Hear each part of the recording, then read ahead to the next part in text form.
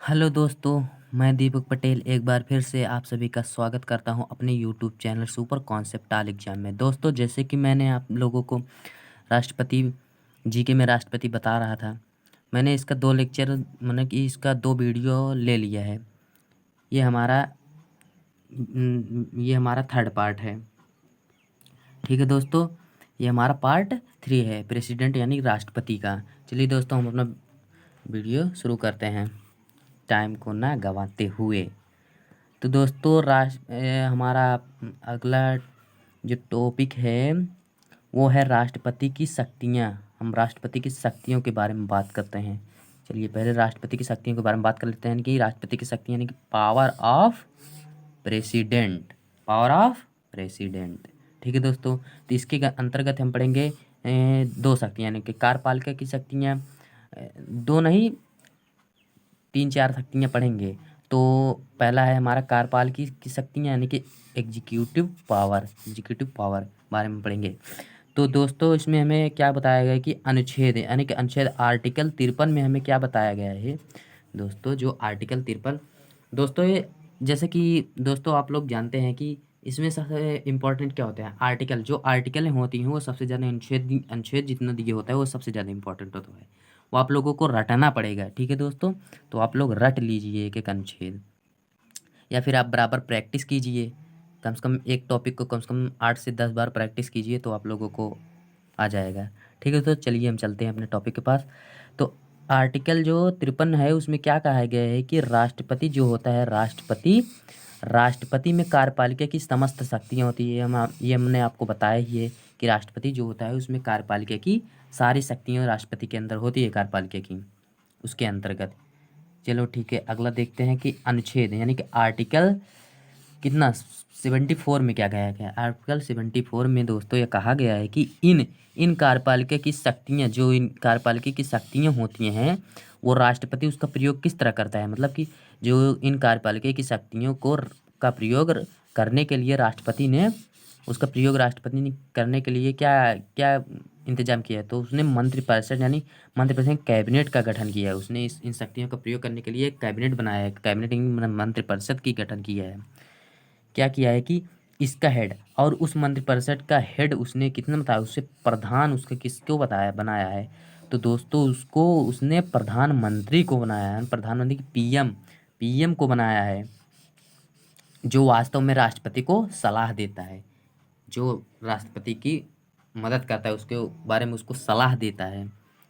ठीक है दोस्तों, चलिए देखते हैं हम अपना अगला है अनुच्छेद। हमारा अगले है अनुच्छेद यानी कि आर्टिकल 72।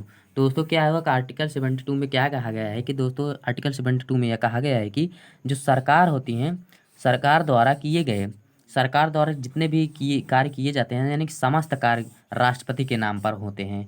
यानी कि आप सरकार द्वारा कोई भी काम किया गया, सड़क निर्माण कुछ भी वगैरह वगैरह कुछ भी किया गया, अगर सरकार द्वारा कोई भी काम किया जा रहा है तो वो राष्ट्रपति के नाम पर ही होगा।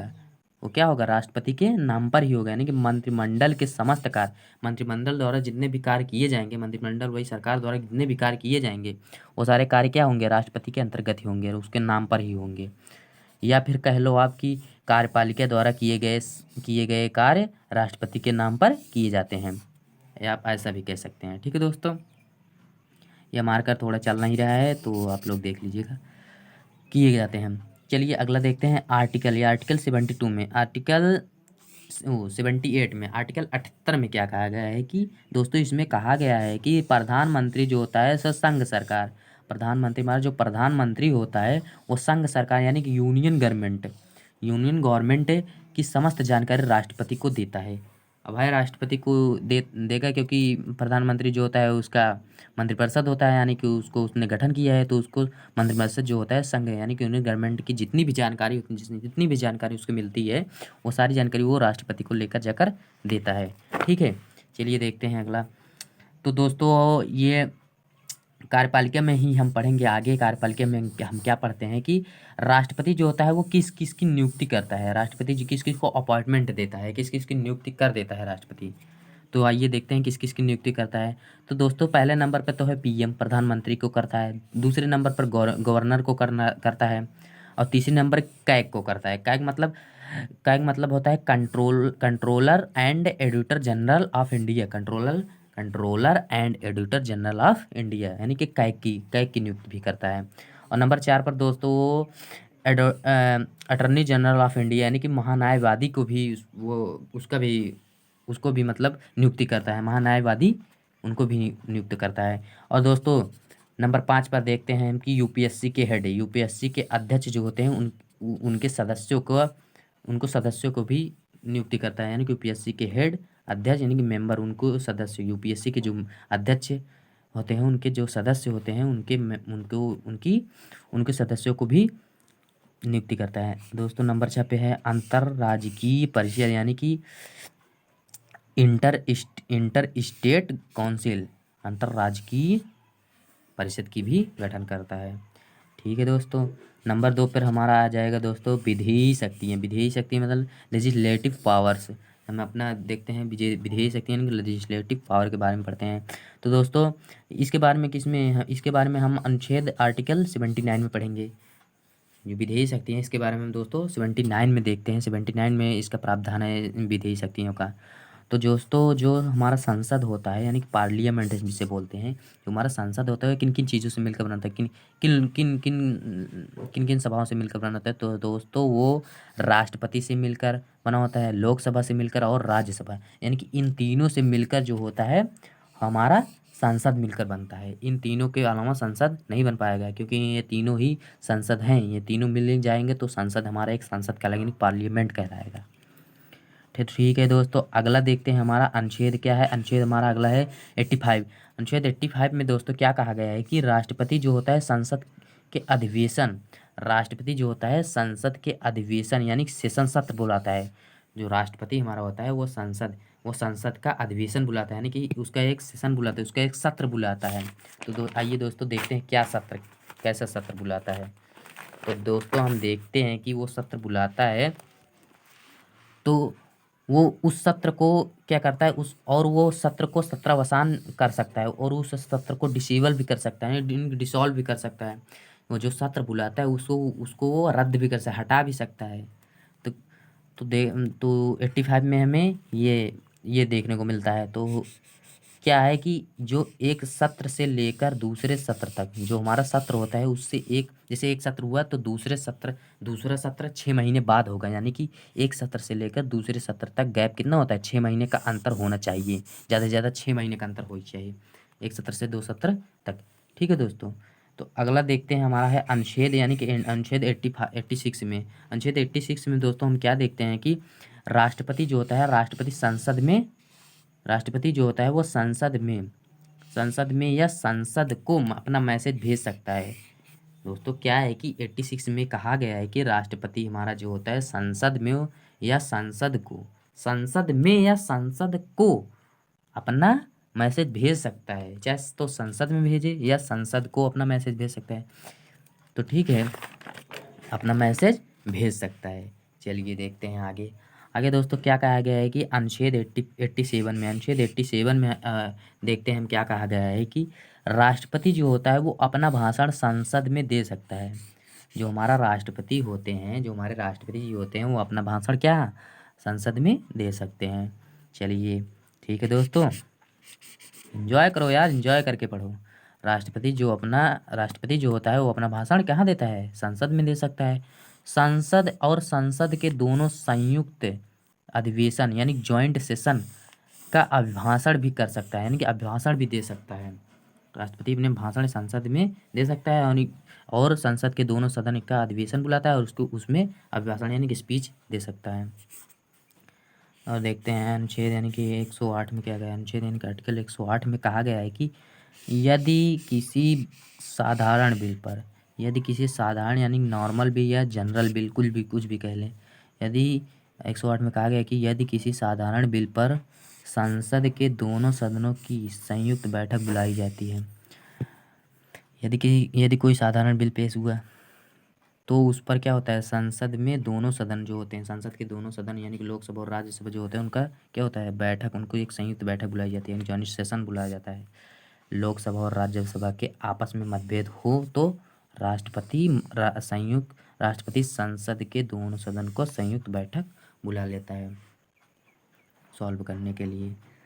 तो आगे देखते हैं कि अनुच्छेद 108 में क्या कहा गया। अनुच्छेद 108 का प्रयोग राष्ट्रपति ने, जो ये अनुच्छेद 108 है जो दोनों को मतलब मतभेद होने पर बुलाता है, जो दोनों को, तो वो देखो उस अनुच्छेद यानी कि 108 अनुच्छेद का प्रयोग राष्ट्रपति ने अभी तक कितनी बार, अब तक उसने 3 बार किया है इससे अनुच्छेद का प्रयोग। तो कहाँ कहाँ पे किया है दोस्तों, तो दहेज उन्मूलन पर जब बिल बना रहा था तो भी उसने इसका प्रयोग किया था, और जब आतंकवाद पर बिल बना था तो उसने इसका प्रयोग किया था, और बैंक के राष्ट्रीयकरण पर बिल बना था तो वहाँ पे उसने इसका प्रयोग किया था। ठीक है दोस्तों, वहाँ भी उसने इसका प्रयोग किया था। चलिए आगे देखते हैं। आगे दोस्तों हमारा है अनुच्छेद, यानी कि अनुच्छेद कितना 331 है, हमारा अनुच्छेद 331 है।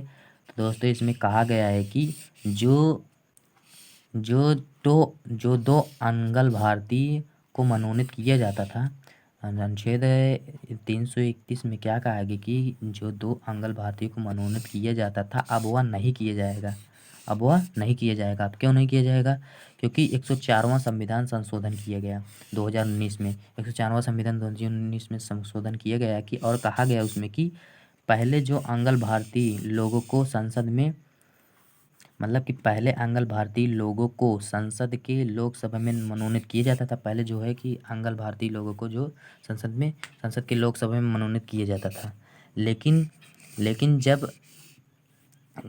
अब नहीं किया जाता। क्यों नहीं किया जाता, क्योंकि जब 104वां संविधान संशोधन हुआ 2019 में के द्वारा, तो इसको 2019 के द्वारा जब 104वां संविधान संशोधन हुआ तो दोस्तों इसको समाप्त कर दिया गया, यानी कि ये समाप्त कर दिया, और कहा गया क्योंकि कुल अंगल भारतीयों की संख्या मात्र 291 हो गई है, क्योंकि जो कुल अंगल भारतीयों की संख्या थी वो घटकर 291 हो गई है। इसीलिए अब राष्ट्रपति लोकसभा में 2 अंगल भारतीयों को मनोनीत नहीं कर सकते, क्योंकि अब राष्ट्रपति जो है लोकसभा में 2 अंगल भारतीयों को मनोनीत नहीं कर सकता। ठीक है दोस्तों, चलिए हम आप लोगों को एक बार दिखा दे रहे हैं, आप लोग स्क्रीनशॉट ले सकते हैं। तो आप लोग ये देखिए स्क्रीनशॉट इसका ले लीजिए। ठीक है दोस्तों, आप लोग इसका स्क्रीनशॉट ले लीजिए। ठीक है दोस्तों, स्क्रीनशॉट आप ले सकते हैं इसका, ये आप लोग स्क्रीनशॉट ले लीजिए ताकि आप लोगों को अच्छे से समझ में आ जाए। तो वीडियो थोड़ा फास्ट हमने किया था, क्योंकि दोस्तों मोबाइल से आप लोग जानते ही हैं दिक्कत होता है वीडियो बनाने में। तो दोस्तों आप लोग थोड़ा एडजस्ट कर लीजिए। ठीक है दोस्तों, एडजस्ट थोड़ा कीजिए आप लोग। ये आप लोग लीजिए इसका स्क्रीनशॉट ले लीजिए। ठीक है दोस्तों, तो आप लोग स्क्रीनशॉट ले लिए होंगे। तो ठीक है दोस्तों, आज का हमारा वीडियो बस यहीं तक था। अगर वीडियो आप लोगों को अच्छा लगा हो दोस्तों तो प्लीज़ लाइक एंड सब्सक्राइब कर लीजिएगा, अगर अच्छा लगा हो तब दोस्तों। ठीक है दोस्तों, आज का हमारा वीडियो बस यहीं पर हम समाप्त करते हैं अपना ये लेक्चर। इसके आगे दोस्तों हम अगले वीडियो में आप लोगों को इसके बारे में बताएंगे, क्योंकि अभी हमारा राष्ट्रपति का 2-3 लेक्चर, लगभग 2-3-4 लेक्चर होंगे। ठीक है दोस्तों, तो इस पर हम कुछ क्वेश्चन भी आप लोगों को राष्ट्रपति पर कराएंगे, जो कि पेपर में पूछे जा चुके हैं। ठीक है, तो दोस्तों चलिए ठीक है, खुश रहो आप लोग। चलिए ओके बाय, समाप्त करते हैं अपना वीडियो।